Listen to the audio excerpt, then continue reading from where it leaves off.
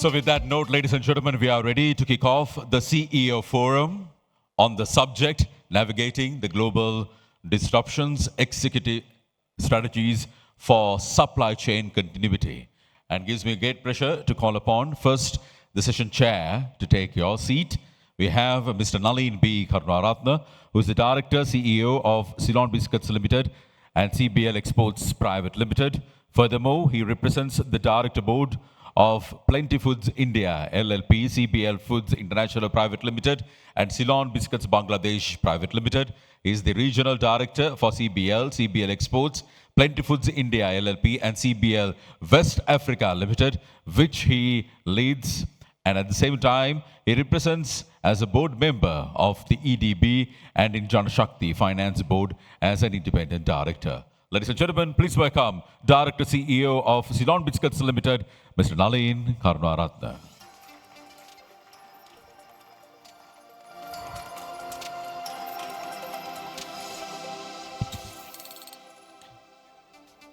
And next we have Mr. Bernhard Stefan, who is the chairman and the managing director of Sri Lanka Limited, overseeing Nestlé's operations in Sri Lanka and the Maldives, assumed his role in March 2023. By leading the Sri Lanka team, he has had the opportunity to enhance Nestlé's footprint in Sri Lanka, touching individuals and families, communities, and spearheading sustainable development. He possesses over 24 years of global experience across multiple Nestlé markets, began his career with Nestlé Waters in France, focusing on mergers and acquisitions. He went on to hold the leadership roles in the UK, Germany, and Switzerland. Ladies and gentlemen, Mr. Bernhard Stefan, Chairman, Managing Director, Sri Lanka Limited.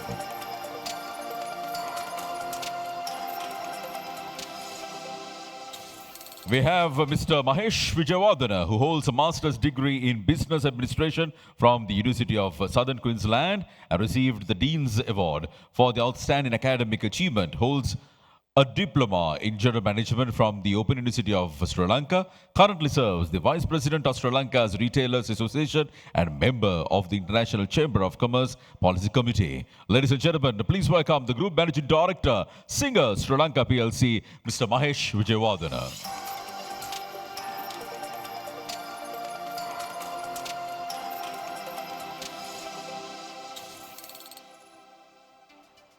Mr. Bennett Gamalath, who is the Managing Director of Lanka Corrugated Industries, an experienced CEO with extensive expertise in management, manufacturing, accounting, and people leadership. Before joining Lanka Corrugated Industries as a shareholder and Managing Director, he served as a CEO of the Unidale Packaging Limited for over 2 decades, was recognized as the best CEO in 2001, and has held significant initiatives to improve quality and productivity across Sri Lankan organizations, and he is a past president of the Sri Lankan Association for Quality and Productivity as well. Ladies and gentlemen, the Managing Director, Lanka Corrugated Industries Private Limited, Mr. Bennett Gamalath.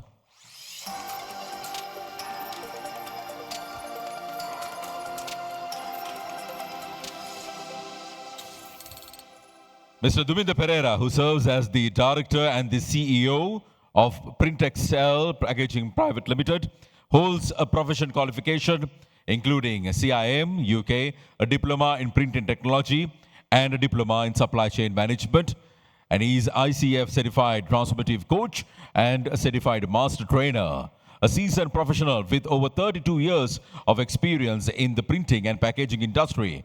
He began his career as a management trainee and steadily advanced through key leadership roles such as General Manager, Chief Operating Officer, and Chief Executive Officer at Uniwalker Packaging Private Limited, where he served for over 2 decades with distinction. Ladies and gentlemen, please welcome Director, CEO of Print Excel Packaging Private Limited, Mr. Duminda Pereira.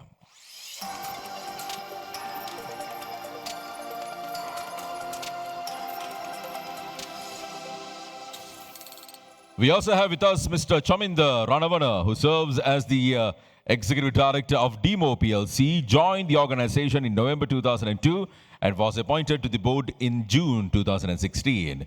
Holds a master's in business administration from the Warnbro University in UK and Diploma in Business Management from SLBDC. And nearly 4 decades of experience, Mr. Ranavana possesses extensive expertise in sales, marketing, and product support services related to construction, mining, storage, and material handling equipment. Ladies and gentlemen, Executive Director, DMO PLC, Mr. Chaminda Ranavana.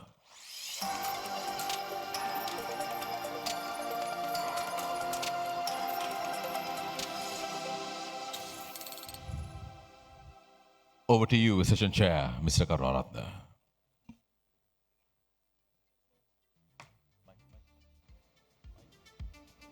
Hello. Yeah. So, good morning, guys. Good morning, everyone. So, firstly, thank you for inviting us. And especially, I'd like to thank Lilantha and Ranil, President and the Vice President of the Institute. And we got a very experienced panel here.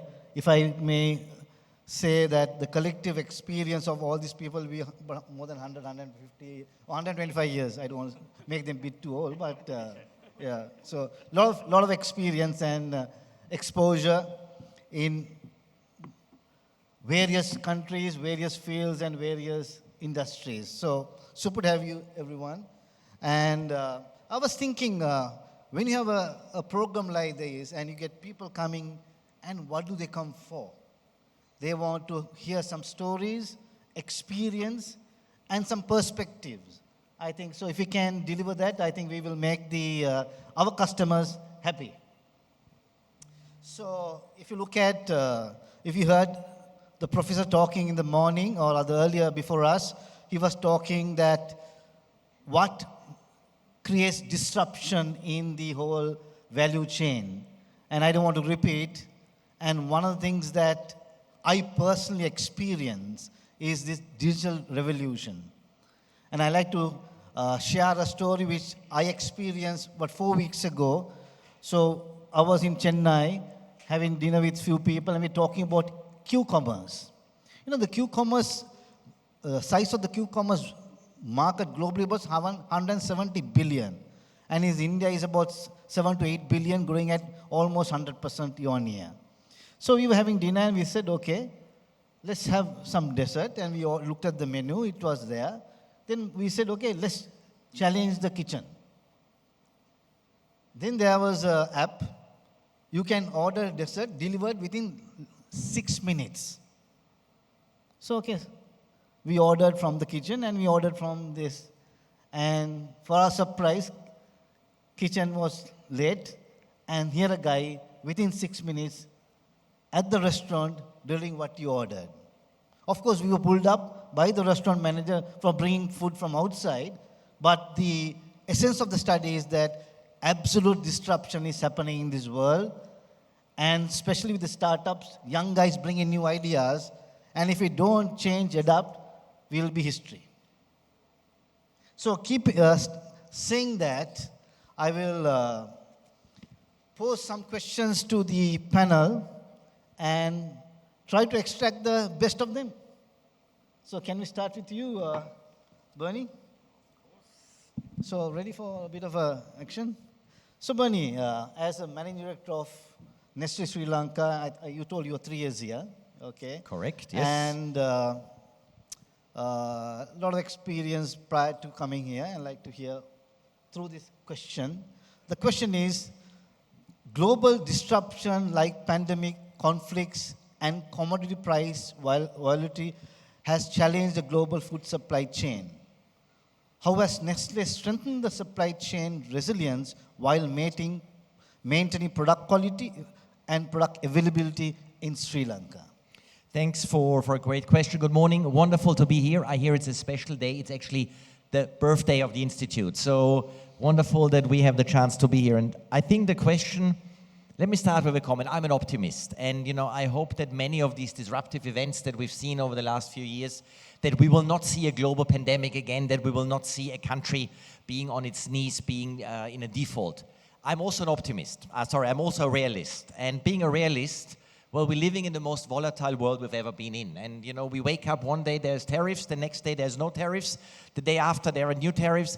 God knows what's going to happen. So I think what I want to say is this volatility that we see will be there. That's the new norm. And I think all of us, organizations, big, small, we need to adjust to this. And that's something at Nestle that we have been trying to do. We're still learning. But from that perspective, I think it goes down to having processes, to having standard operating procedures. And when it comes to supply chain, I maybe would like to talk about 4 important words: plan, source, make, and deliver. And this is what we follow globally, no matter if it's a huge market like the US or a smaller country like Sri Lanka for us. When we're looking at planning, we have a very integrated planning framework where we bring together the teams from the commercial side, from the factory, finance, and we have this framework where we really work on creating an alignment between the forecasts and the needs. But of course, a lot is now moving towards data-based decision-making. AI is playing an important role in that area. And clearly, we have the forums to review this. And I think it's important, whilst, yes, on one hand, we want to be more data-driven decision-making, also it's important that we base this on the experience that people have. So I think that's an important when we look at planning. Sourcing, when we look at sourcing, there's 3 ways how we look at sourcing. It's what we buy, how we buy, and where we buy. And why is this important for a food company? Well, the what we buy in the end is harmonizing specifications. You know, a simple example is sugar, and you know, Nalin, sugar very well. You can say, well, sugar is sugar. No, it's not. We found out globally that we were buying over 50 different variants of sugar.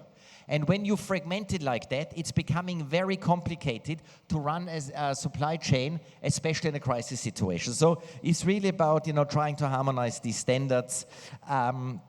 But then also what we buy is, and how we buy is important. So how you buy, of course, is linked to the needs of your certain products. In Sri Lanka, for us, an important product is coconut. And there it is really working with the coconut suppliers, the coconut mills, building partnerships and leverage these partnerships that we can ensure we get this supply in the moments where you need it, and even if there is some stress in the supply markets. Again, many of you know that this year was a bit challenging in that area, but so it's really working on these partnerships. And then, of course, where we buy, well, we try to avoid single vendor situations, for example, because especially in a crisis, when you only rely on one source where you buy it, it's a challenge. So there we look at multi-vendor, but also looking, and let me give a very important local example. I think we were a bit lucky. Before the crisis, actually it was even before COVID really hit, my predecessor started on a project which we call Project Serendip, and the idea was to increase the local sourcing of raw and packaging materials. By then, we were sourcing less than 50% in Sri Lanka. And he had this vision, we need to get to at least 2/3. And the team started working on that, you know, making sure that we have a future-ready local sourcing. And luckily we did that before the country was in a crisis, because you all know what happened in 22. You couldn't import, you had no foreign exchange. So this was an important step, and we continue to work in that area because we want to make sure that we have the readiness to source products locally. Then, of course, we make over 90% of the products we sell in Sri Lanka here in our factory in Panala. And this is something that gives us a lot of flexibility in our supply chain, because in the end we can react very quickly to changing demands, even changing different consumer needs. But it's also important that you have multi-skilled workforce, multi-skilled production line, that you can adjust this. I think that's important. And clearly, it also means you continuously need to invest in technologies, including AI. And look, last but not least, deliver. We're looking at multi-transport modes. You know, we are increasingly working with rail deliveries in Sri Lanka, leveraging transport to the east coast, to the north, using the rail network, and also looking at auto-replenishment systems. So I think in the end it comes down, yes, we have tools, but still you need to be flexible. I think it's important to have the right people, and that's a very important point for us. Having people who have the know-how, the experience, and I think importantly the learning mindsets that they can adapt to a changing world. And look, I think as an organization, last but not least, as leaders, we need to empower these people that they can take the decisions where they have to. Like on ground, huh? So, Bernie, it didn't have much impact to you in Sri Lanka, but the global cocoa prices were crazy. Well, they are still crazy. We see them easing a little bit, but we see even, yes, a small country is very much, depending on global shifts in supply chains. Thank you, Bernie. We go to Mahesh, singer, I think, having a rocking time. Can I say that? So, Mahesh, the question that I like to pose to you is about the retail and consumer electronics sector faced several global logistics and demand fluctuations in the recent years. What key lessons did Singer learn in the role of supply chain management operating during these disruption times? Thank you, Nalin. Thank you, ISMM, for having me here. Happy to be here once again, the second time. So the question was, what happened in the recent times in these particular two very disruptive two periods? But I'll take the last 5 years. Out of the 5 years, we had almost 1.5 to 2 years of the global pandemic. Then we had a small break. Then we came 22, 23, the Sri Lanka issue, the local economic crisis. I think the learnings on this is incredible. In these 5 years, we learned which we have never, things that we have never learned before. Just to touch on the pandemic, remember it was it has to be, it's a very disastrous occurrence, but initially we also thought that's going to be disastrous for our businesses. But it didn't happen the way we thought. What it did was, it basically changed the way we live, the way we transact, the way we communicate, the way we work. So all those were factors that worked the other way, actually.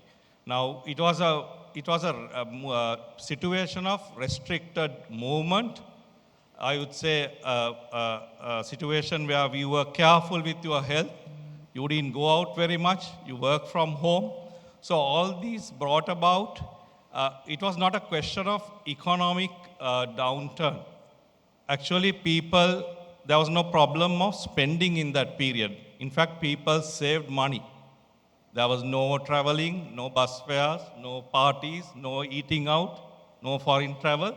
There was money in the hand. So what it happened was, people started seeing more and more needs for them. They were at home. They were cooking at home. They were actually working from home. They need communication. So all these brought about a need for a lot of electronics, home appliances and stuff. So we saw this carry little period actually being one of the best periods of the company, where we had the highest sales of devices, kitchen appliances, computers, mobile phones. Because the need for that time was, how do you communicate, how do you get connected? So the priorities changed. So that was the pandemic period. Then came a much more disastrous period, the Sri Lanka economic crisis, which is for local issue where all macro factors went adverse. All macro factors were adverse. We had import restrictions. We had to sell without imports. Just imagine, companies had to sell without imports for almost 1.5 years. So we survived with local manufacturing. Then we had interest rates of 25 plus interest rates. All the policies were curbing consumption and basically logistically impossible. A lot of issues in the transportation. So what we realized was that our products are not essential goods. Like FMC, they need to eat, but our products, consumer durables, they can always postpone. So with this situation, the company had to undergo a very difficult 1.5 to 2 years, but we survived. So why I brought these two are the most disruptive two periods. The question, coming back to the question, Nalin, it was what are the learnings we had? The learnings we had, I must say, I know Bernie mentioned a few. I'll not touch those which are what you all anyway did.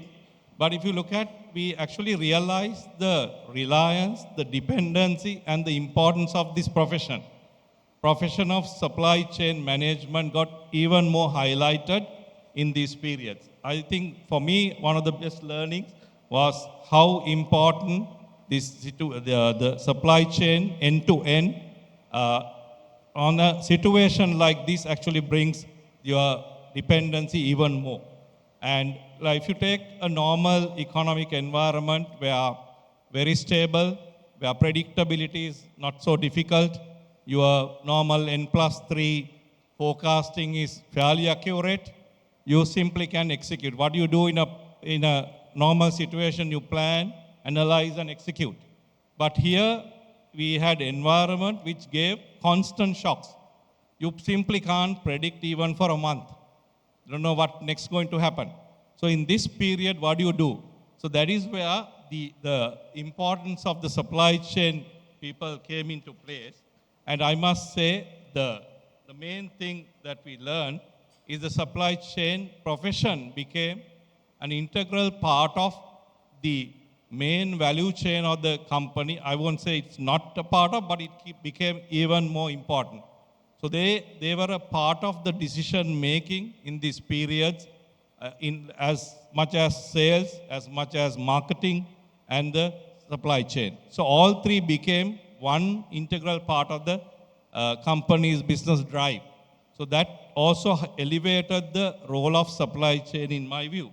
So the other thing we realized was, I think the gentleman in the previous session also highlighted some of these points, the relationship management with suppliers, the relationships you had with service providers, your brand principles, all of them became very, very important. You know, during that economic crisis period, government compelled all our imports, whatever they allowed, to get in a 180-day credit period. So no supply is just going to give you 180 days credit unless you have a very, very good relationship. So I'm happy to say we were able to get all our suppliers to extend 180 days credit until it was taken off after about 1 year. So these are the things where the professionalism, the relationship, company stature matters a lot. So in all, Nalin, what I realize is these two disruptions, the main learning I would say is how important the supply chain management end-to-end is.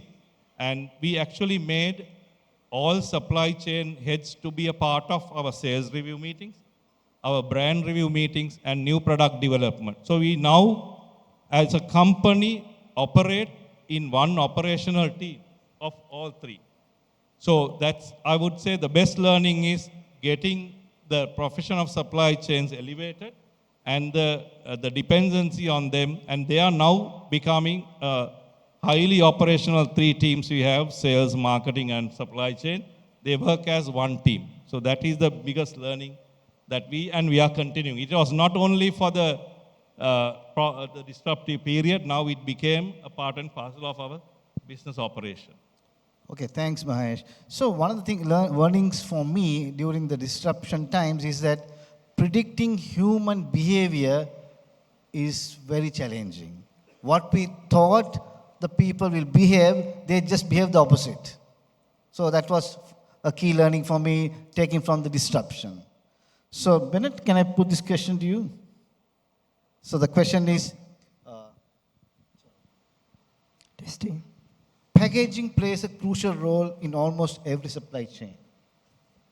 How has the global paper and packaging material shortage affected your operations? And with local strategies have you implemented?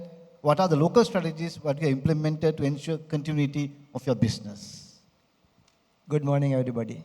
At the outset, thank you very much for inviting our ideas regarding the supply chain issues and scarcity in the point of packaging sector. I think packaging, all of us agree packaging is part and parcel of your business. Without packaging, you can't move anything out, ship out. So that is, I would say, an integral part of your product. So that is very important. Any scarcity, any volatility of the supplyability of packaging material would really affect your supply chain efficiency. So packaging, before I come to the real question to answer, how do we face this scarcity? Let me explain a little bit of share some information with you regarding the packaging sector. This nice box you are getting is made out of a board. This board is made out of paper. Two kind of paper is being used. One is liner paper, other one is the medium paper that is called the corrugated paper. The two liners are coming in. In the middle, you get the corrugated paper. This liner can be divided into two categories. One is kraft liner, other one is the test liner. The kraft liner is produced out of the virgin pulp. To produce kraft liner, you need virgin pulp. The virgin material is being produced USA, Canada, and South America, Europe, Australia, and Russia. So any issues, any supply chain issues or any disruption in those markets directly affect the kraft liner supplyability. One is the consumption pattern of USA or West highly affect. If their market are booming, they are buying, their consumers are very, very rich and they are buying, then there will be scarcity. They need paper, they need boxes, they will not ship to our countries. So there would be an scarcity, so we have to face it. The second is the shipping issues. When we do not have the shipping disruption, the canal issues, Red Sea issue, Suez Canal issue, then the Panama Canal issue, then you can't get paper, so it will get more and more time to get paper in. The third area is the natural disasters. The natural disasters, flood, then wildfire, other disruption. So that will highly affect because you have to cut trees. You need trees. So if you can't reach forest, you can't get pulp out. The other one is the regulation. You know, recently 3-4 years ago, China regulated the stop importation of waste paper into the country. So there was a huge shortage in the market. Then India expanded their marketplace.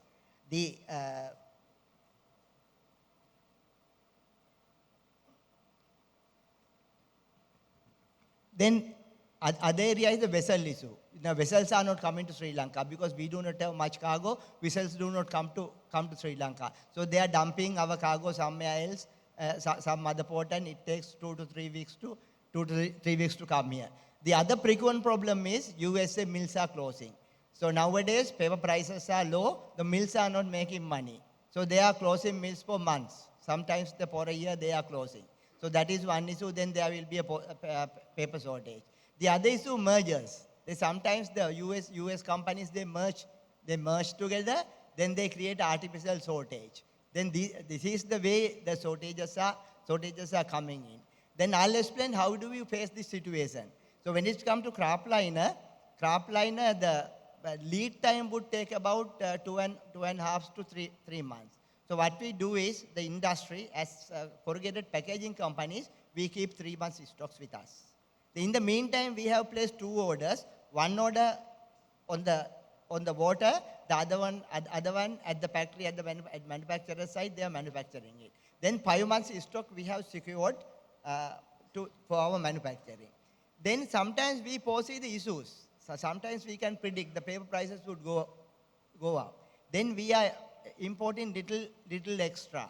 Also, general our normal method is we are placing the order for 1 month. So in a crisis situation, we can go for quarterly orders. Then some people might ask, why you can't place the order for 1 year? No, in this industry, 1 year order cannot be placed. The maximum order you can place is for a quarter order. So this way we are securing paper stocks to manufacturer to supply you the carton. The other thing we can do is, then there are few countries, the kraft material are being produced. Then not only we are buying from USA, we can buy from Canada, we buy from Australia, we buy from Russia, we buy from European market. Then the risk is minimized. Then when it come to the used material, testliner and medium business is not a big issue. About 1 decade ago, we had to buy from Europe. Now you don't have to buy from Europe. India is a big market. Globally, you get about 4,500 paper mills. Out of that, 850 mills are available in India. So India is a very big supply base. Also in Sri Lanka, now there are 2 paper companies available, so they produce paper. So when it comes to medium paper, it is not a big issue. We can tackle it. So when it comes to the medium and testliner, you can partner with Indian companies also. That is an opportunity for us because you can partner with European mill or US mill, but you can partner with Indian mill. In our company, in my company, we have partnered with the Indian mill. They supply us anytime. So these are the ways to tackle, to issue your problem, to make sure that paper is coming to you, your box is being produced. I'll get you good examples. In the pandemic situation and financial crisis, I don't think any of the manufacturers in Sri Lanka come across a scarcity of the supply of the boxes. You got the boxes. We manage it the way I explained to you. Thank you. Thank you. Don't ask this question, but I always have a question in my mind. What is the option for corrugated?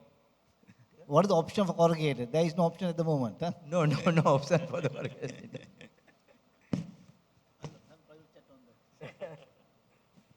Okay, Devinder, you're next. So again in the packaging, but on the other side of the colorful side of the packaging. Inner cartons. So the printing and packaging sector depends heavily on imported raw materials. How do you mitigate risk associated with currency fluctuation and shipping disruptions? Thank you, Nalin. Good afternoon. Almost no. Good morning still. Ladies and gentlemen, I think answering your question, if I tell more technical stuff, thank you ISMM also for inviting us. Super show. Hats off to you all. If I give the technical stuff, I don't think you will learn something from us because we can learn a lot from you all where the procurement technical stuff is concerned. But when it comes to mitigation of risk where the currency fluctuations and all that, we supply our inner cartons. This gentleman said he is doing the corrugated.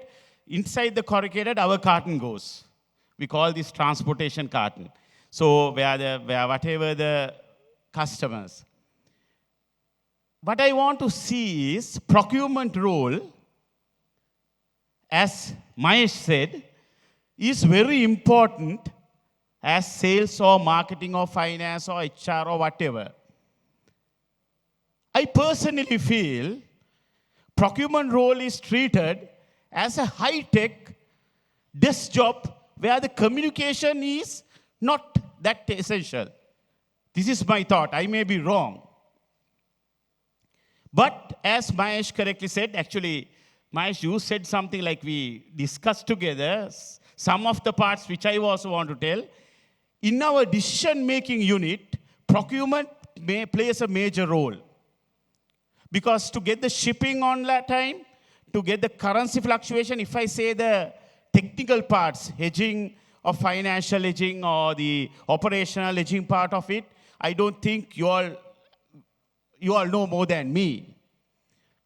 Forward contracting, price controls, formulas, contract signing. As Mr. Gamlat said, in the industry of paper, we can sign a contract only for 3 months maximum. That also, Nalin, we are not sure. Because we source the recycled pulp material, greyback boxboard we call, from India mostly, and the virgin pulp stuff from China. If the domestic market of those countries go up, they will overnight just send a mail, I'm sorry, Dubin, the prices have gone up. Where my customer is concerned, it is the prime value for us. I can't go and tell them, look here, the prices will go up. No, because we understand they also have a commitment for their end customer. So we have to make sure we honor that. Here we are, to answer your question, integrated relationship with the partners comes to play. If you take the KPI of a procurement chap, they might feel reducing the cost, on-time material availability. No, I think the KPI of the company, the KPI of the salesperson, KPI of my valuable customers, all comes together, and even the procurement KPIs has to be integrated with it, so that procurement knows what my customer wants. And I say, this is what our customer wants. Now, where the inner cartons are concerned, the tea market or the milk powder market or whatever, the latest trend is there are so many variations coming from the same product. As example, if you take tea, there are so many flavors coming. Earlier, you might say green tea, a bulk is produced, or just BOPP or whatever, bulk is produced. Full cream milk powder, bulk is produced. But there are chocolate flavored, vanilla flavored, so many variations. So then, all that also in par with international standards. So we always deal with our customers, even from the stage, they do R&D in correlation, and we understand what is our customers' perspective for coming years, and we keep it very confidential. Because sometimes we deal with so many competitors of theirs. So this hand doesn't know what we are doing here. Because if they grow, if the customer of ours grow, we will grow. I always say my team, we print to grow our customer needs. So when our customers grow, definitely we are not a charity company, but they know the relationship matters. So the mindset of the procurement, a classic example, because just to break the ice, I would say, yesterday one of my head of the procurement and another procurement guy, they also in the audience, they wanted to take part in this conference. So this guy comes and tells me, sir, I got all the quotations because you need to do the machine repair day after since I'm not there. To see he has missed one of our key suppliers. I'm sure we can reduce some cost if you use that, but he's very much on target to make it happen. So he thinks it's one of his KPIs. Cost and on-time material. As far as reliable supplier is very important.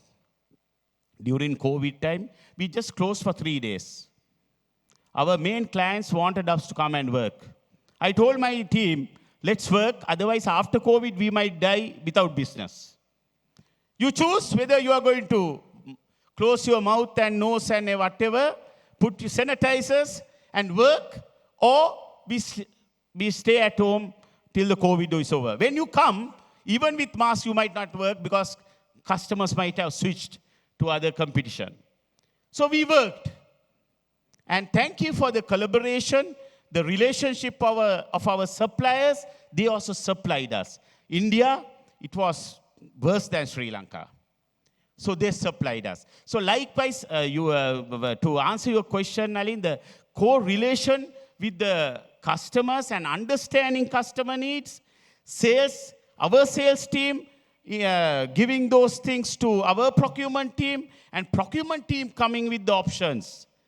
And we giving our customers, this is the option we can do, this is the sustainability we can do, matters. That is our success story. And also the foiling, value additions to the cartons and all that comes very fast. Now, it's in par with international standards. So when it comes to, we try to get from the local suppliers. We try to align the local suppliers to do certain things. We are sure, because then just in time, we can do. But when it comes to, as Mr. Gamla says, boards and all that, we have to have a buffer stock. But still, when the reliability comes, that won't be a problem. Just to summarize my thing, mindset of the procurement team, I think we need to get them onto the main decision-making unit, the procurement team. They have been there, but we have to give more emphasis to them. Not only the price, the reliable supply, the quality of the supply, where the production can be smoothly run. end product will be run automated lines where our customers are concerned. So all that collaboration comes together, and the thinking of them will be the thinking of the KPI of the company. So I'm thinking I'm doing some justice with a very short time. I think whatever possible practical way of doing things, I want to emphasize, Nalin. Thank you very much. Thank you. Yeah, thank you. Yeah.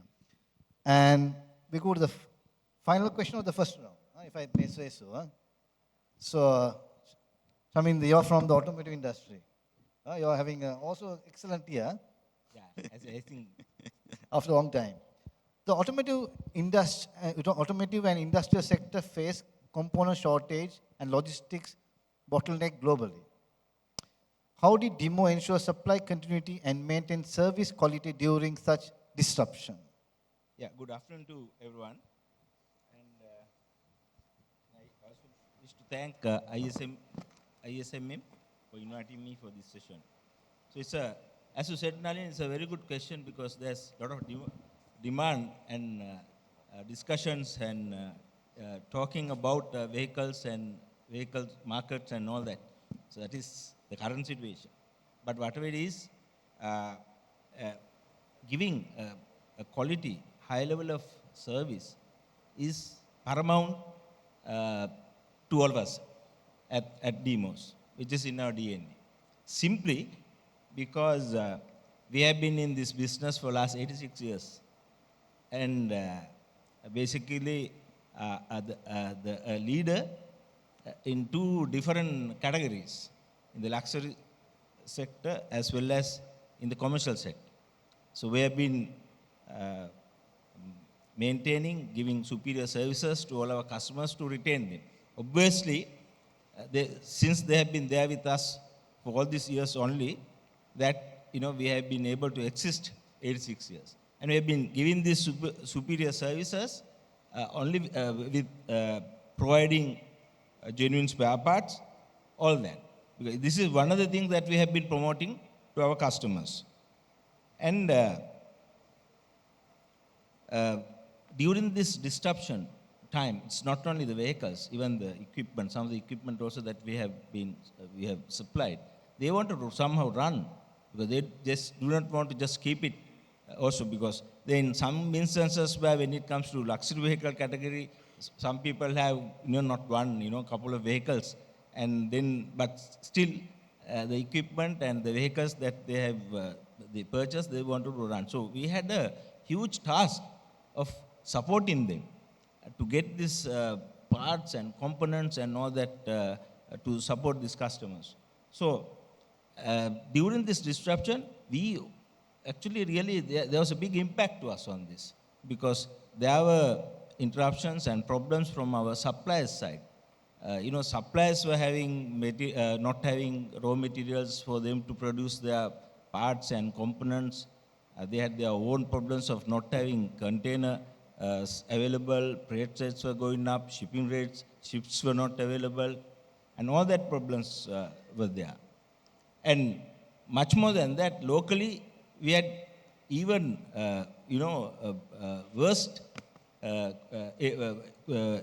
questions, like problems. Like, we could not open LCs, and there were, because of this dollar crunch, and there were not enough available. And even if you go to the bank, we had to stay in the queue to get our dollars, all that, to open LCs. Even if you open LCs, we had to open LC with 6 months, credit.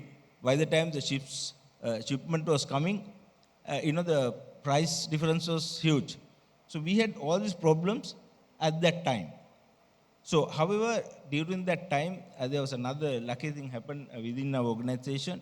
We were implementing, we got our new, the ERP system. We installed in the BCP, the SAP within our organization. So we had a plan. We had our BCP, business continuity plan, in place. So in that, we identified certain strategies to, do whenever when we confront issues. One of the things that we did immediately was we got a stock of, buffer stock, covering not only the mobility sector, we covered the entire construction machinery, equipment to tires to lighting, all that kind of thing. We got a fairly big, buffer stock to support our customers. Then when that particular stock was depleting, we did we approached some of our, the multi-country sourcing. We just contacted some of our dealers, not our dealers, actually our principals, dealers and distributors to get parts and components from them.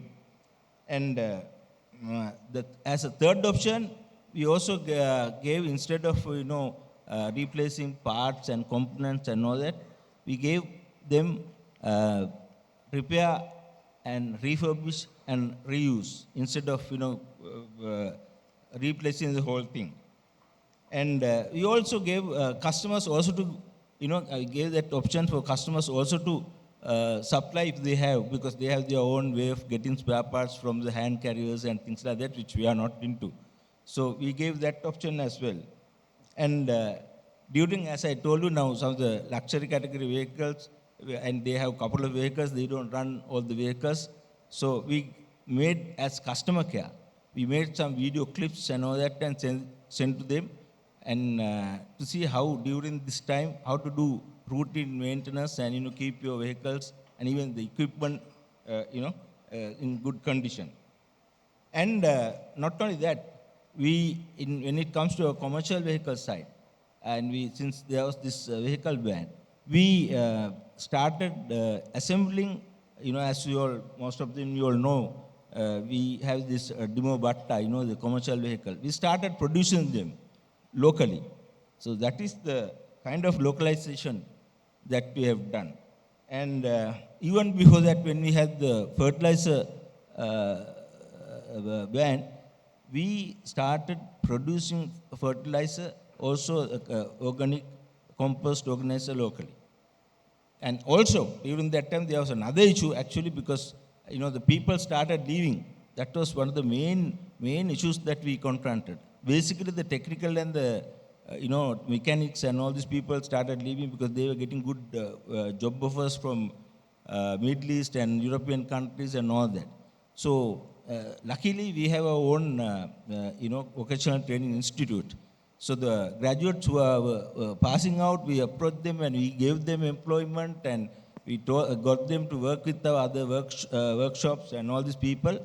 And then we got them to give these services, the superior services that customers wanted. So this is in our DNA, and this is what we have been doing to retain our customers. Thank you, gentlemen. I think we have gone through the first wave of questions. It's quite interesting from diverse industries how you handle those such situations.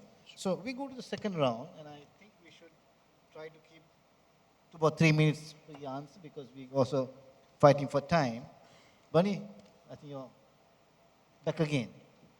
So the second question is on sustainability, I think the hot topic. Sustainability and local sourcing are becoming vital to resilient supply chain. How is Nestlé's balancing global standards with local supply development and sustainability goals in the Sri Lankan context? I'm super glad you asked me this question, because when you read the news the last few months, you have the feeling sustainability is dead, nobody cares, climate change doesn't exist. And we know this is wrong. Maj, I know you were at the Retailers Forum yesterday. Murtaza Jafarji, an economist, he presented some great statistics that climate change is a fact, and it's a fact that will impact many industries. We are a food company. We need agricultural products. And if we don't have a sustainable supply of quality food products, we have a problem. So first of all, we need to address this. This is not a fair go. It's not a fashionable thing. It's a reality that has a real business reason. Secondly, you asked about the difference between global and local standards. Well, I can tell you one thing. Nestlé is a global company. We operate in 180 countries, but we do not have double standards. Our quality, our safety standards, they are applied across the world in all countries, from very rich countries like our home market, Switzerland, to emerging economies. We use one set of standards. And it's important because also the consumer, and that might be surprising, has very similar mega trends they follow. And sometimes we think, yeah, that's a Western world problem. No, I can tell you, we know it from consumers here. They care about sustainability, they care about nutrition, they care about high quality. So I think that's important to say. So one of the things we do is really working a lot on local supplier development. I talked a bit about that before, but just maybe two good examples. We work with about 6,000 coconut farmers. We work with 8,000 local dairy farmers. And the work we do there is really giving them technical assistance, training, and partner with institutions like the Coconut Research Institute, helping to reach these farmers on the ground level. We don't operate farms, but we can help, we can make a difference there to improve their output, to give them a higher yield, which will allow them to invest, to make farming more efficient, more sustainable. Same is true for other materials, also packaging materials, and we talked a lot about that. And one thing that's important, when we go to accredit a local supplier, we go through a quite thorough audit process, and I know some of you went through that. It can be a bit painful. But one thing is important, once you get accredited as a Nestle supplier in one country, you are a supplier to the Nestle group. And we have a number of companies from Sri Lanka that now supply to the Nestle group worldwide. Haley's Tea is one example. Advantis started to work with us here in Sri Lanka. Now they're the biggest logistics third-party provider for our team in Bangladesh and in some other markets. So this is really something where we believe this is important to have this one set of standards. And then, of course, it's also about, having some sustainability targets in your supply chain. For example, global commitment to 100% responsible sourcing by 2030. So we have, standards on labor, on quality to make sure about that. What have we done locally? On that side, look, as I said, we keep investing. For example, this year we inaugurated a biomass boiler in our factory in Panala. It was a 1.2 billion rupee investment that allows us, on one hand, to reduce our greenhouse gas output quite drastically to achieve our 2020-50 target for net zero carbon emissions. But also it makes us more, relying on our own energy production. So that's important. When it comes to packaging material and plastic packaging, that's a big issue on the sustainability front. And we work there with our suppliers. We were the first company in the market to introduce paper straws on our beverage cartons before it became a law, before it was mandated by the government. We work on taking back our beverage cartons, the aseptic beverage partners, to recycle them with local partners, to turn them into paper, into packaging material. And next year, we will be plastics neutral. We work with INSI. I know they're also a sponsor of today's event. But basically, for every ton of plastic we sell to the market as packaging, we will take 1 ton back and we will recycle that. So I think sustainability is a huge topic. And it's a long way to go. We, I think, all agree on that. And look, one thing that is very clear, this is not a topic that one company or one sector can fix or solve. I think everybody has a role to play. The government, the public sector, they have to set the framework. That's very important.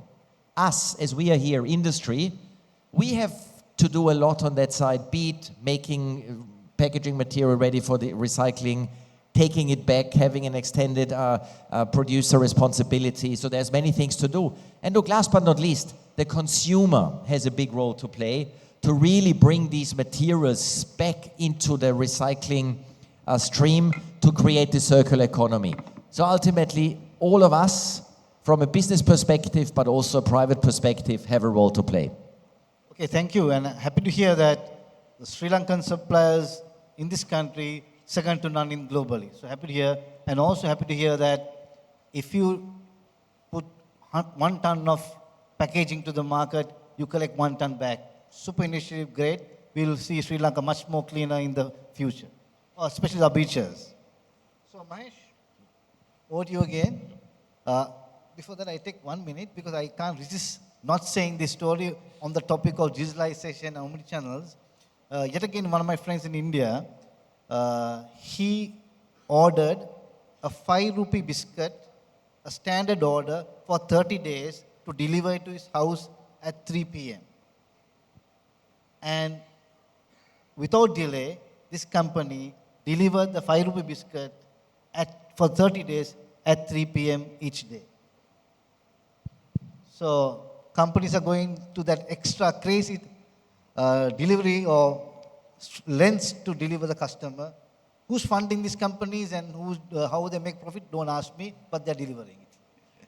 So Mahesh, second question, digitization and omni-channel strategies are transforming supply chains. How is Singer leveraging data analytics and technology to enhance visibility and agility across its supply chain? Okay. Let me take this question this way.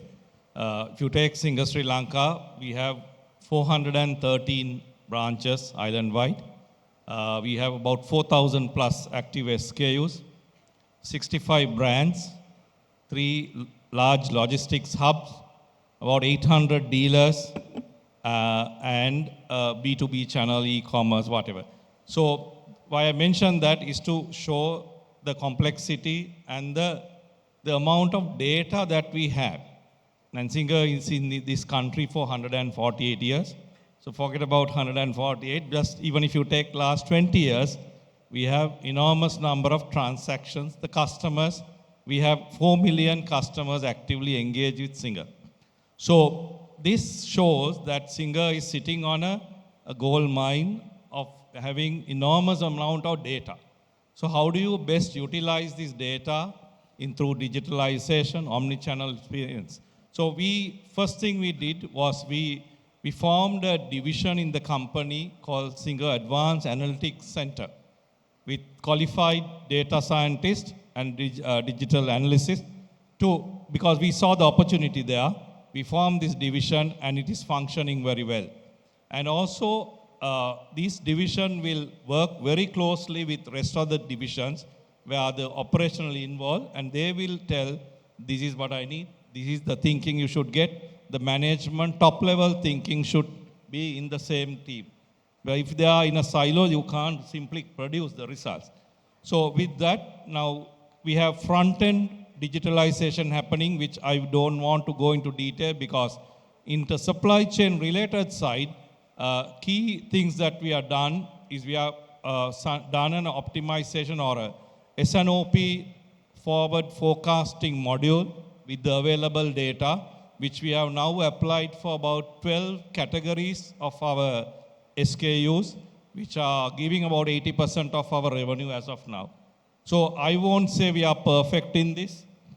Because of the last 5 years, so many disruptions we had, the data doesn't go perfectly. It's a art and science mix, I would say. Partly science is giving you quite a good figure, but same time, the people in front, my supply chain team, my marketeers, my salespeople have to put the art part of it and get it out. So we still get a reasonable amount of forecasting accuracy to cater to all these outlets, the dealers we have. I must say we are about 90+% accuracy, which is not bad, but we prefer to go to what you just said, 30 days on time delivery for all our SKUs. So that is one. Then in the SNOP, in addition to the forecasting module, we also have a data machine learning min-max system, which says every outlet we have put almost 90% of our SKUs to operate on a min-max. It automatically drops to the min, automatically shoot the PO, and the POs come from all around the showrooms. So the logistics hubs have sufficient inventory, sufficient volumes to dispatch on a regular basis. From the countries divided into 3, the Ambulla serves one part, Ekala serves one part, and the Piliandala serves one part. So one is the replenishment system, which is working well, and that also machine learning. Now the demand for certain products are very good, so the min-max will adjust accordingly. If you have a fixed system, again, you are back into the same problem. So it has to learn by itself. AI needs to come in and learn it and then adapt it. The other one is we use a lot of BI tools. BI tools to support the intelligence system on the data we have for various applications. So we provide the BI tools to the relevant divisions for them to be very visible, very transparent. The other one is the route optimization schedule. It's also done on a system now. We know the most optimum route to take and also the loading capability. So we have different SKUs, we have fridges, we have small rice cookers, we have large deep freezers to load. So what is the most economical loading method we need to use? That is also driven by a system, so it's almost giving us very good results. And it tells the route which way to go, which is the most optimum route to follow. So those are some of the things, and also our ERP solution system, which is the IFS, is also having a lot of information for us to manage the supply chain and the opportunities for all the supply chain people to be very clear what exactly going on. They can at any given time see the movement of goods in every location of Singapore, including our 3 manufacturing factories in Colombo. So they know the production, they know the supplies, and they know the demand as well. So all these are done in the way of helping the supply chain to be very transparent and very visible too. So one factor, Nalin, I must mention is companies need to drive digitalization. We were yesterday at the entire retail forum. The agenda was on the how digitalization will help the business. AI will help the business. It wasn't a question where AI would be the main one and businesses are going to help AI.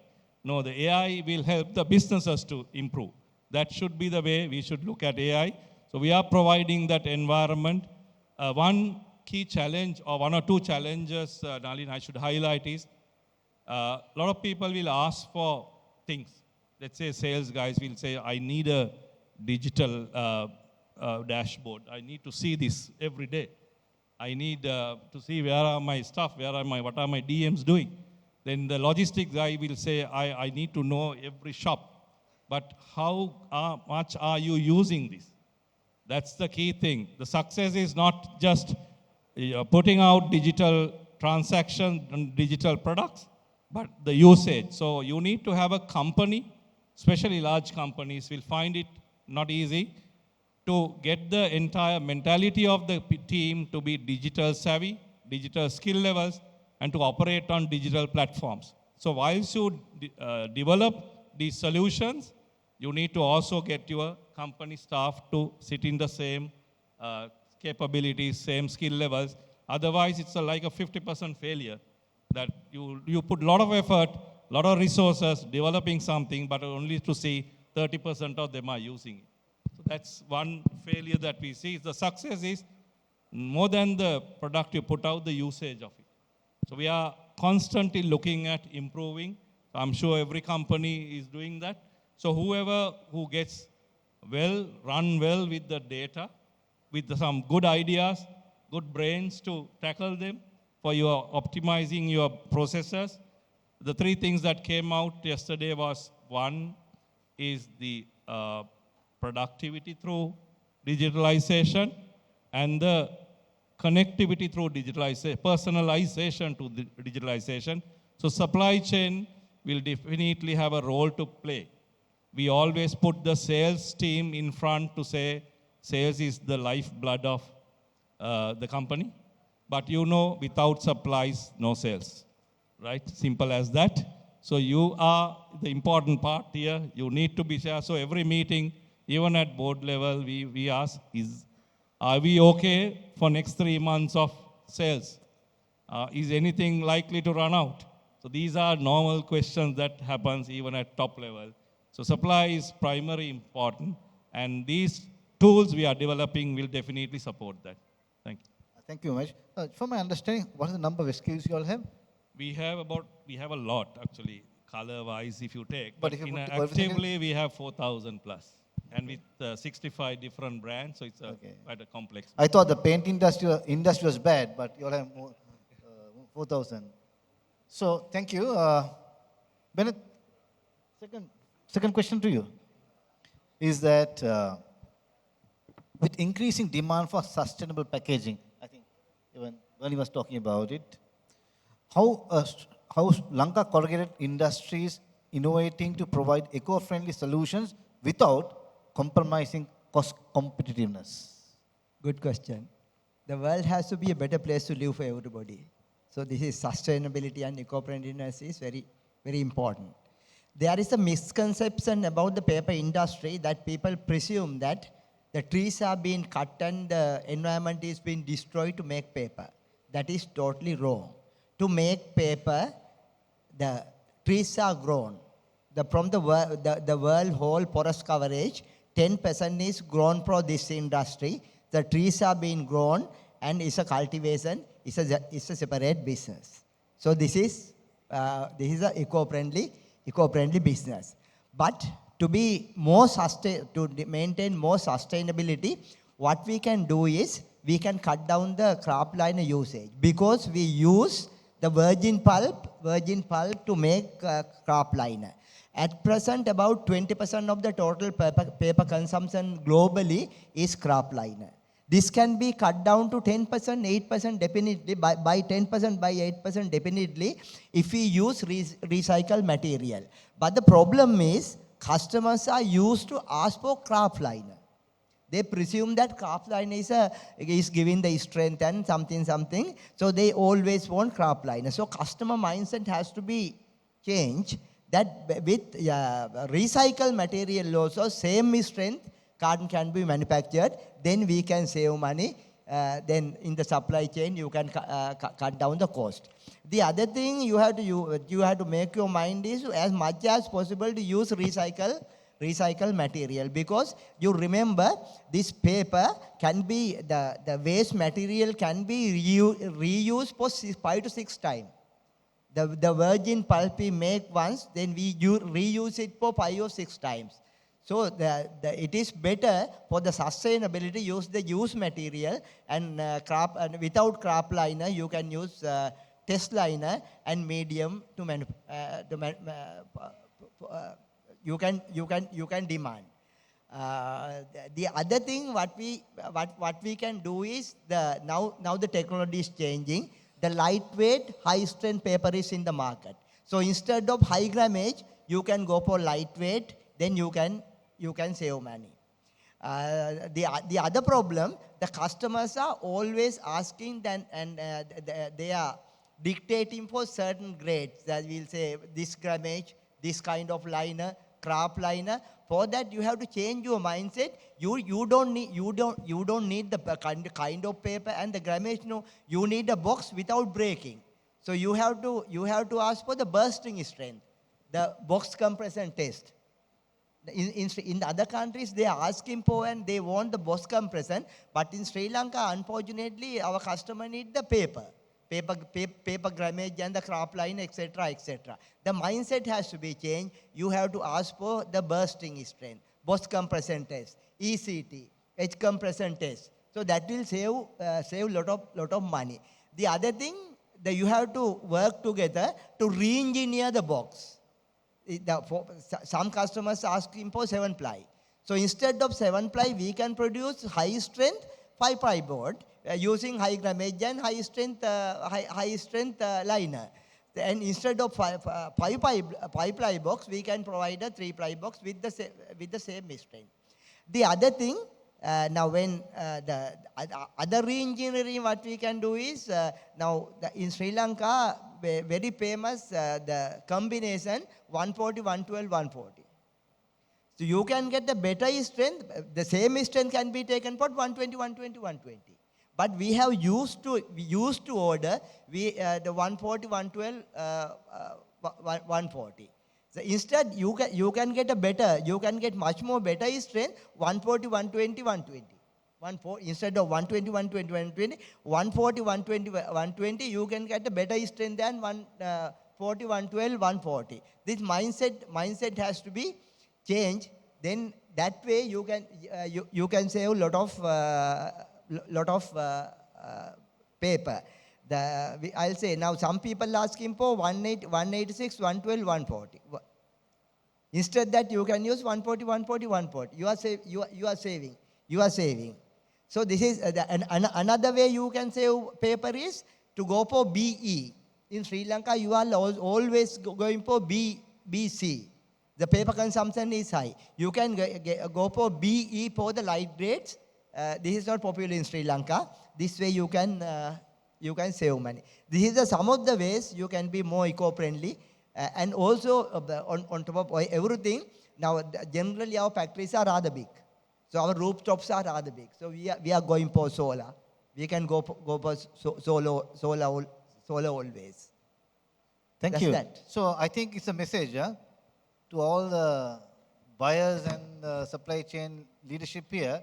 Sustainability not only responsibility of the manufacturer, there's a mindset change of the buyer to make sure that they work together and optimize or minimize to optimize.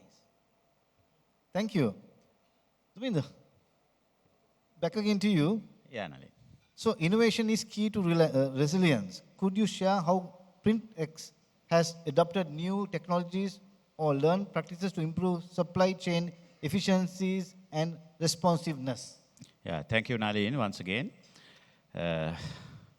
We cater to the business-to-business market, and our customer caters to mostly the FMCG B2C market.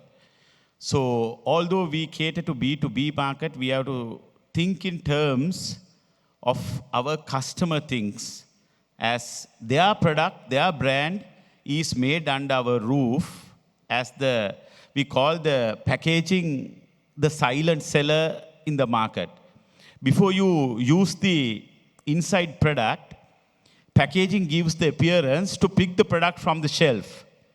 So as a company, Print Excel Packaging, who wants to grow customers' business, we make sure we put all the value additions and everything to the pack so that they will pick the product.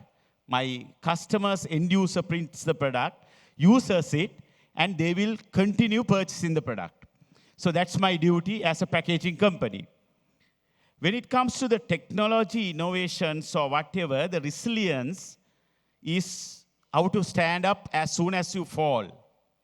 So when you are innovative, definitely you have so many ways of standing up as soon as you fall. In our process, I think the procurement guys should know when they purchase the board and paper is the 70% of the unit. I think all these procurement ladies and gentlemen knows 70% of the cost is the board for the carton. So if the board is procured at a lesser price, and if the production guys have a problem in making their productivity, then again we are losing. As I said earlier, the KPI will show the procurement guy has done a marvelous job. But back end, production people will curse, saying you are buying all rubbish. When it comes to the end customer, my customer also will say, no, your pack crushers on the way to the shelf at the transportation, so it's no good. When it goes to the customer, it breaks. So we have a digital system where as soon as any part of the value chain finds something, they feed in. They say the board is not good. Ink is not good. Not on a negative note, just to improve ourselves. So I have said my team, don't have ego issues. We all learn every day. So let's see, because end of the day, our common KPI is to give a good product to our customer to grow their business. You don't want to have a product, even a classic example, when we were small, when our mother says to buy something from the shop and come, even a tin of fish or whatever, if the tin is slightly slashed, we don't want to buy because my mother says it might have corroded inside. It's not the case. But that mentality is there in local culture as well. So if the box is damaged or the crushed, we intend to see that the inside product also may have been crushed. So it's a market return to my customer. I don't want that to happen because of my product. So every time the product board is not good, they insert and it goes to the procurement, and procurement comes with the feedback. No, sir, this is the problem, and we have a R&D team who looks at it. That is one. And further, real-time inventory management also being practiced, especially the local products, where the inks and all that is concerned. What we have come across is, say, one-off product is been printed for a product launch, maybe a special color. When it comes to printing, it's cyan, magenta, yellow, black is the process colors, what you call. Cyan, magenta, yellow, black. But if it is a brand color, say, if Manchi wants a branded color or a singer or whatever wants a branded color, that special color is being produced. So we have to make sure we produce that color only for the requirement of that particular order. Otherwise, it's in vain. And where are we going to charge that from? I can't charge from my customer. If we survive, if we do make good bottom lines or do make sustainable growth, we can serve our customer well for them to survive. So that is also the predictive analytical systems, where what is the forecasting happens, how next year, what is the forecast here? Now itself, we talk to our customers and see, and we pass that to the procurement team. Look here, the market trends are like this where the packaging material is concerned.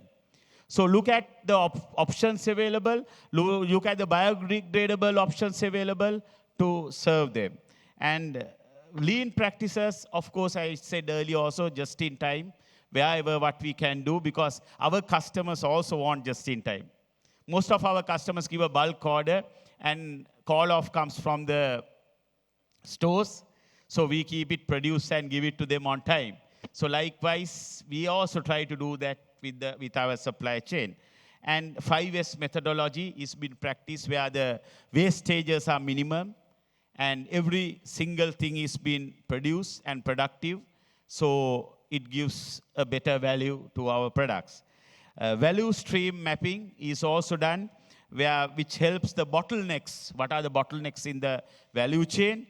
And where we can, out of the box thinking, some brainstorming to see out of the box thinking. And we go and tell our customer, that is the competitive edge we hold as a printing company. We go and tell, look here, you can do wonders with your product, not increasing the cost. As soon as we tell the procurement team of our customers, they say, no, if you increase the product, we can't increase the end price. No, that is not increasing the price. We'll increase the value by cutting down certain unwanted stuff, which is being added, as even Mr. Gamlat said, reducing the GSM, but making the stiffness more, or reducing some colors and making it a combined gold color. So if the product has a gold color, you print with a metallic gold. Why not we combine 4 colors to have a gold? It is not gold as the gold what you want with a special Pantone color, but we can do those things and give a extra value to the customer, even put an inside print on some data about the product or something, some information to give customer some education. Likewise, we need to educate the customer, not only what they ask, but give something from our industry.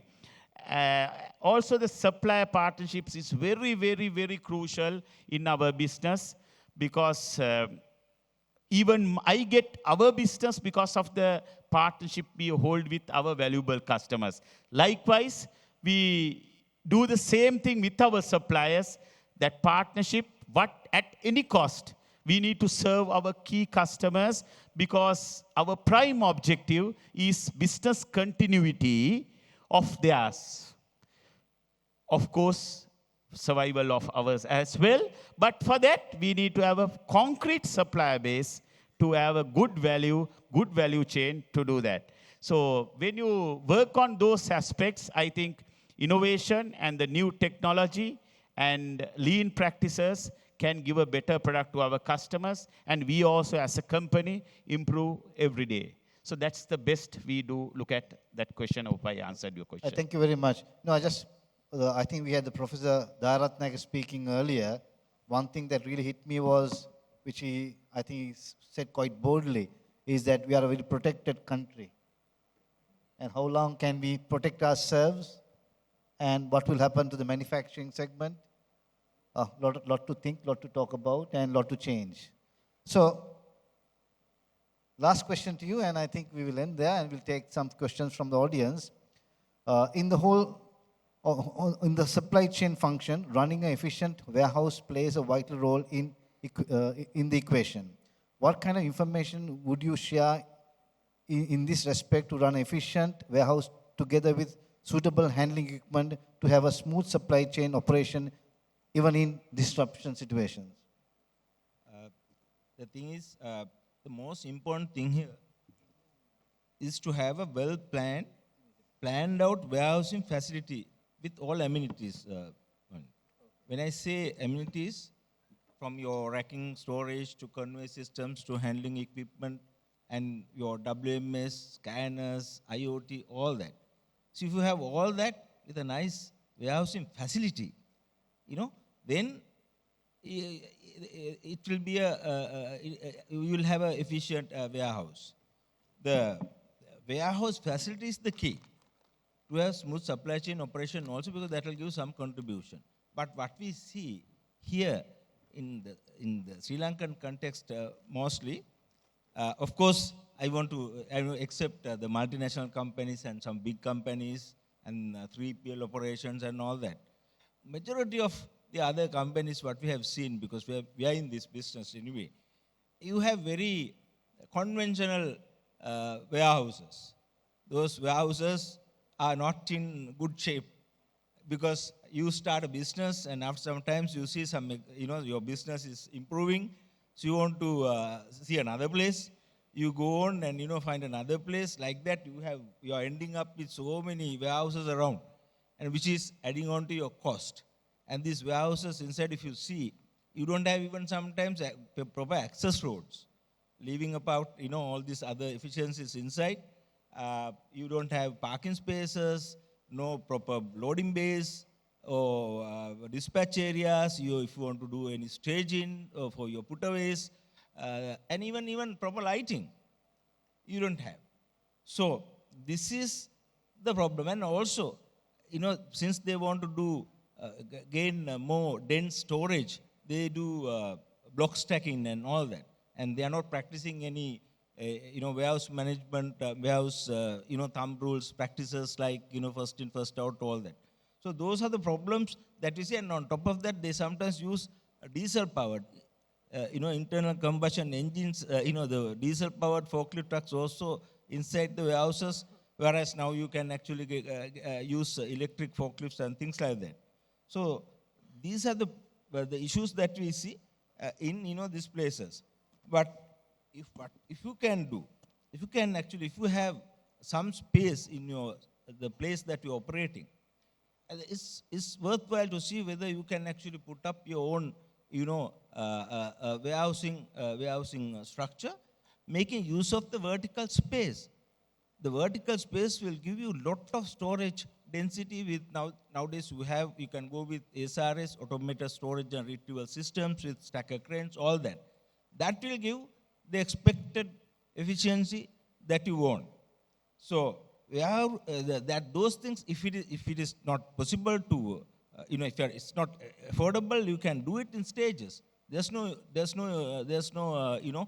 hurry to do, unless like if you want to go for a rack-mounted structure or something like that, that is different. But your business model has to be decided based on the type of businesses that you are in, whether you are in FMCG or retail or e-commerce, all that has to be looked at initially. And based on this, the material flow and all that, what you do, you decide a combination of solutions inside the warehouses. Like, it does not have to be always automated or semi-automated and all that. You can go with manual system to semi-automation to fully automation with all these kind of technologies which is available nowadays. As I said, you have the SRS, automated storage and retrieval systems, automated guided vehicles. Then if you are doing storing big pallet systems, but if you are into picking and case picking and all that, you have pick to voice, pick to light. There are so many systems available. Now, there's no one particular system. The combination will always do. Okay. So this is what. Yeah. So thank you. So what you're saying is the build infrastructure, put systems, and build efficiencies, then your output will be greater and your cost and so on and so forth will reduce. Yes. Okay, good. So I think we have come to the end of the formal questions. There are one or two questions from the audience. A lot to Nestle. I don't know why. My God. Anyway.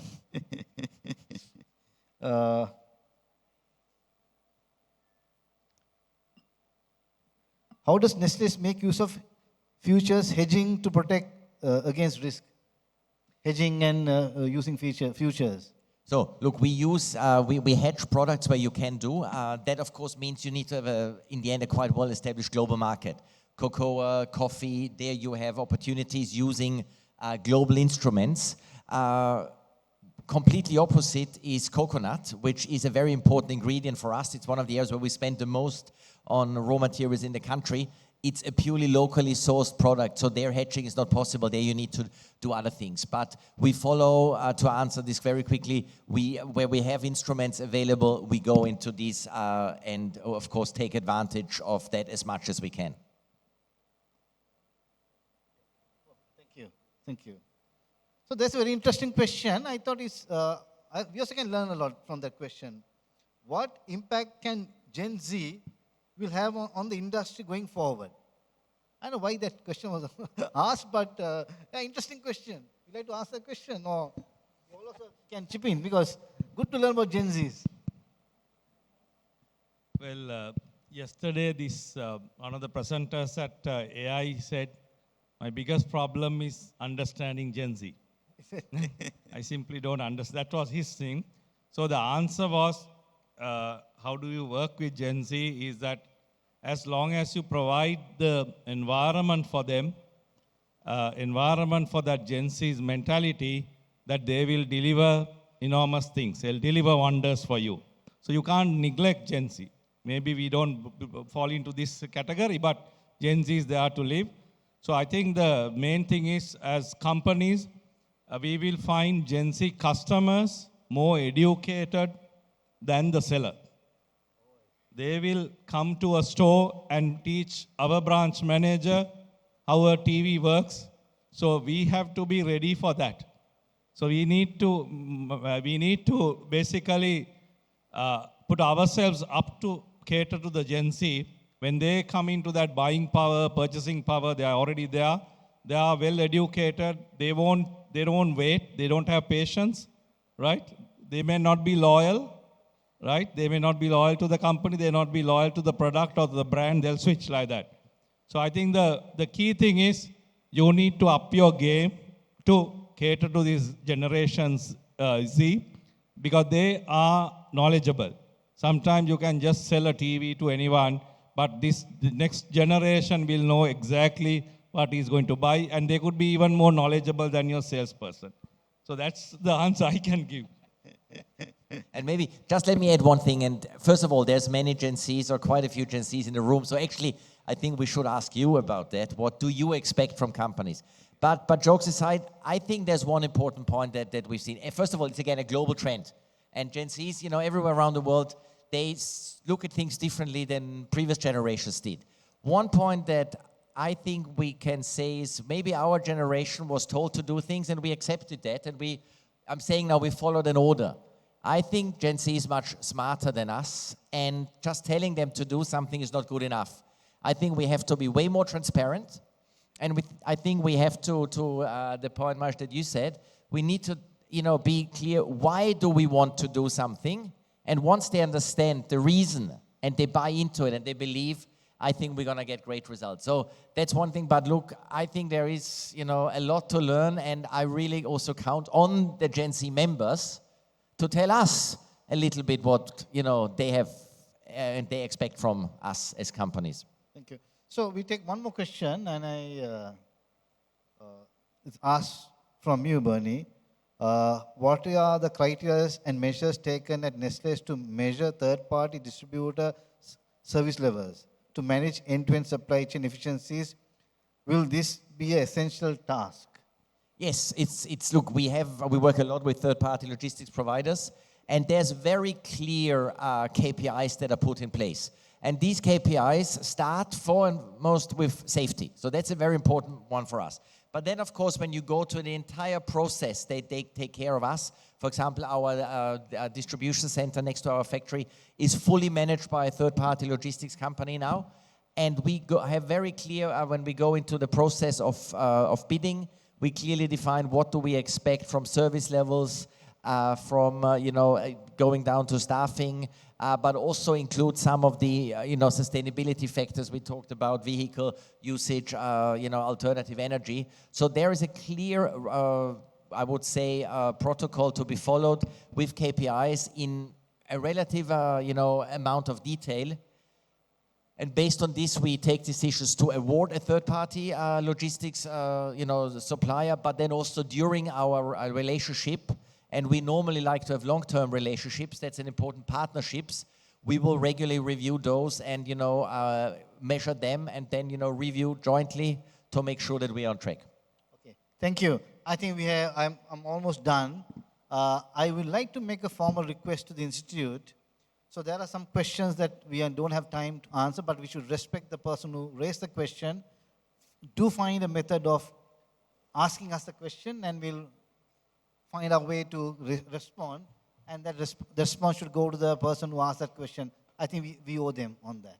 So thank you, gentlemen. It was fantastic talking to you all, understanding, and you made my life much easy. Thank you very much. And I didn't want, we had to eat into your lunchtime purely because the earlier team ate into our time. Therefore, we're going to stop now. All the very best. Enjoy the day. Enjoy the evening. Bye-bye. Thank you. Thank you very much. Would like to request the gentleman to remain where you are, as we have some tokens being presented. Can we have on stage President of ISMM, Mr. Lilantha Subasinghe, Mr. Ranil Abesekara, Vice President ISMM, Chair of the National Supply Chain Day and the 53rd Anniversary Celebrations Committee and Subcommittee Chair of the Session Planning and Invite Coordination, Secretary of the National Supply Chain Day and the 53rd Anniversary Celebrations Committee, Mr. Chintaka Prasad.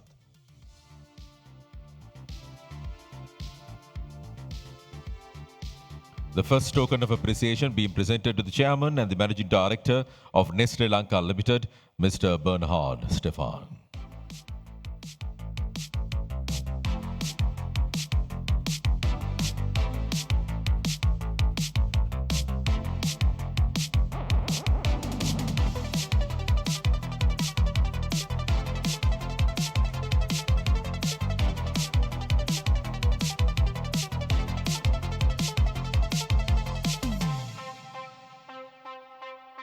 And then to Group Managing Director, Singer Sri Lanka PLC, Mr. Mahesh Vijayawardena.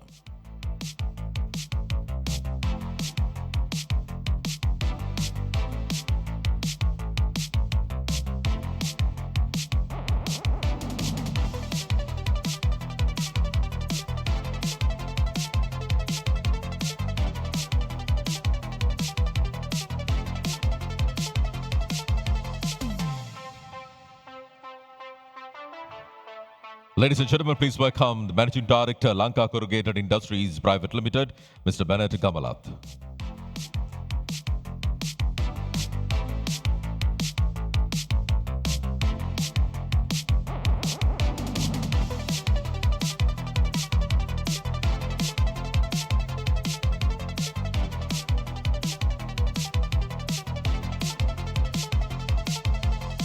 Director, Chief Executive Officer, Print Excel Packaging Private Limited, Mr. Duminder Pereira.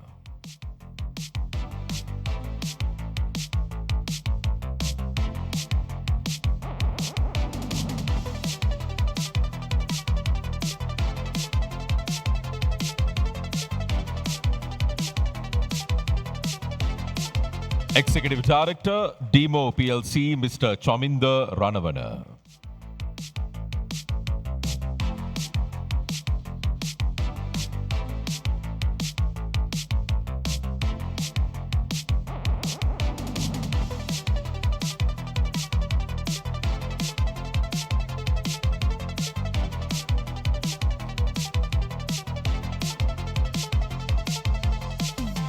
Last but not definitely the least, ladies and gentlemen, our session chair, Director, Chief Executive Officer, Ceylon Biscuits Limited, Mr. Nalin Karunaratne.